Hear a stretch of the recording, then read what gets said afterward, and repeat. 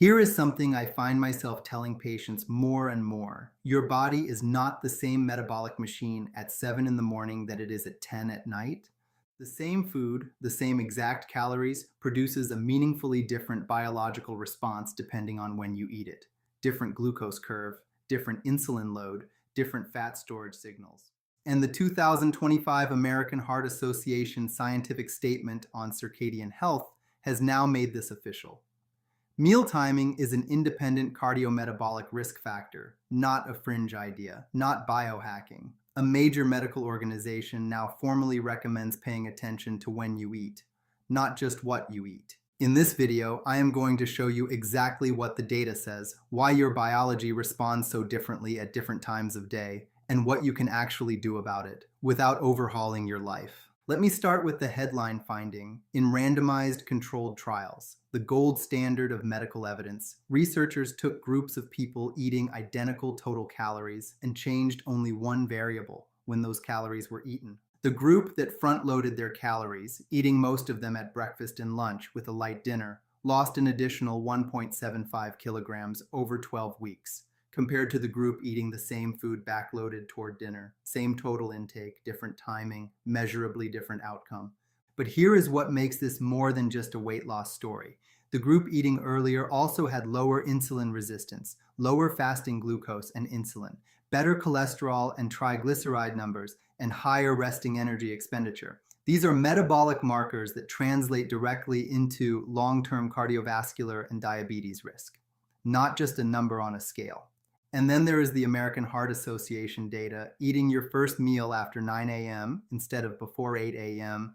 is associated with a 59% higher risk of type 2 diabetes. Eating your last meal after 9 p.m. versus before 8 p.m. is associated with a 28% higher risk. These associations are independent of total caloric intake, independent of what you eat, just when. Now, one important caveat, and I want to be very clear about this. The effect sizes are real but modest, 1 to 2 kilograms over 12 weeks. Meal timing does not override overeating. Total caloric intake remains the dominant driver of weight and metabolic health. This is an additive variable, not a shortcut. I will come back to that. So why does timing matter at all? Why would your body care when you eat if the total food is the same? Think of your metabolism like a restaurant kitchen. In the morning, the full crew is there. The chef, the prep staff, everyone at their stations. When food arrives, they can handle it efficiently. Glucose is cleared quickly, insulin is issued promptly, and a significant amount of energy is burned in the process of digesting and metabolizing the meal itself. That is called the thermic effect of food, and it is higher in the morning than in the evening. By late evening, the kitchen is closing down. The prep staff has gone home. When food arrives at 10 p.m., there is much less capacity to handle it. Glucose sits in the blood longer. The insulin response is blunted but prolonged. Less energy is burned in processing, and more gets stored as fat. Same food, different shift. This is not a metaphor I invented for YouTube. It is a fairly accurate description of what circadian clocks in your metabolic organs are actually doing. Your liver has a biological clock. Your pancreas has a clock. Your adipose tissue has a clock. These peripheral clocks are synchronized partly by light and partly by when you eat. Meal timing acts as a time signal, a Zeitgeber in the scientific term, that helps set when your metabolic organs think it is relative to the central clock in your brain. When you eat at times that are misaligned with your circadian rhythm, say late at night or significantly shifted from your wake time, you create a mismatch between what your brain's clock says and what your metabolic organs think is happening. This circadian misalignment, even without changing total calories, produces measurably worse glucose regulation and higher insulin resistance in controlled studies. Time-restricted eating has been one of the most studied dietary strategies of the last decade, and the data is considerably more nuanced than the popular coverage suggests. The short version, time restriction eating mostly works by reducing your total caloric intake, not through some independent magic of the eating window itself. The best evidence for this came from the New England Journal of Medicine landmark trial, 139 people, 12 months, extremely rigorous. They compared time-restricted eating plus calorie restriction versus calorie restriction alone. Both groups lost the same weight, the same body fat, the same visceral fat, with the same metabolic improvements. The eating window added nothing beyond the calorie restriction. But, and this is critical, that finding changes when you move the window earlier in the day. A 2022 trial in JAMA Internal Medicine looked specifically at early time-restricted eating, an eating window from 8 a.m. to 4 p.m. That trial found 2.3 kilograms of additional weight loss compared to energy restriction alone over 14 weeks. The early window appeared to confer genuine benefit beyond just eating less. A standard time-restricted eating window that ends at 8 p.m. does not carry the same advantage.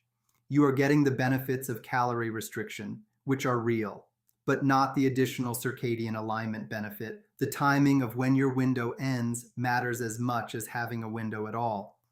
As for intermittent fasting, the 2025 network meta-analysis, 99 trials, over 6,500 participants, is the most comprehensive comparison of intermittent fasting strategies available. Its conclusion: for most intermittent fasting approaches, weight loss depends primarily on energy restriction, not on the timing pattern itself. Alternate day fasting is the only strategy that showed a modest advantage over continuous calorie restriction. Most other IF approaches are essentially equivalent to just eating less.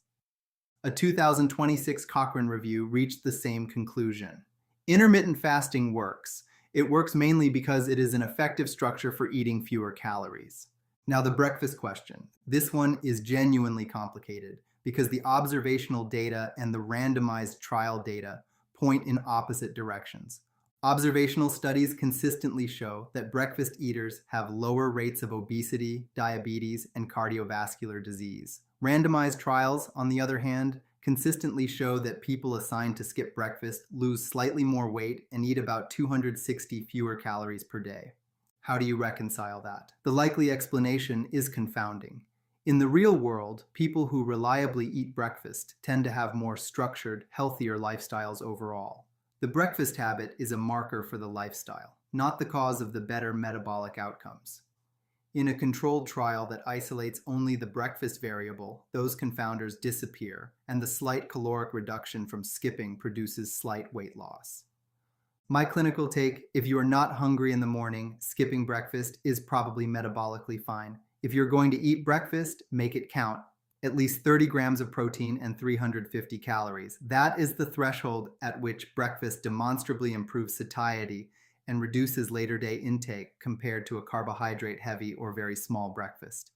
I want to take a moment to underscore what the 2025 American Heart Association statement means. The AHA has historically focused almost entirely on what to eat: the Mediterranean diet, saturated fat, sodium. This statement formally integrates when you eat into cardiovascular risk guidance for the first time. The statement is explicit. Meal timing affects cardiometabolic health beyond caloric content. That is not a qualified hedge. That is the organization saying the timing variable is real, independent, and clinically relevant. It also acknowledges individual variability. Your optimal eating window depends partly on your chronotype, whether you are a natural early riser or a confirmed evening person. Someone who naturally wakes at 5 a.m. has a different circadian phase than someone who wakes at 9 a.m. Forcing very early eating for someone with a late chronotype creates its own form of circadian misalignment. The goal is alignment with your own rhythm, not a universal prescription of 6 a.m. breakfast for everyone. All right, here is what this means practically. 4 things. First, shift your calorie distribution toward the first half of the day. Make breakfast and lunch substantial. Make dinner lighter. You do not have to be extreme about this. Even shifting one heavy dinner per week to a larger lunch starts to recalibrate the pattern. The biology consistently favors this across multiple outcome measures. Second, stop eating at least 2 to 3 hours before bedtime. The 28% higher diabetes risk from eating after 9 p.m. is the clearest actionable finding in this entire literature. Your insulin sensitivity is significantly lower in the evening. The same meal that your body handles cleanly at noon produces a much larger glucose excursion at 9 p.m. Third, if you are using time-restricted eating, use early TRE.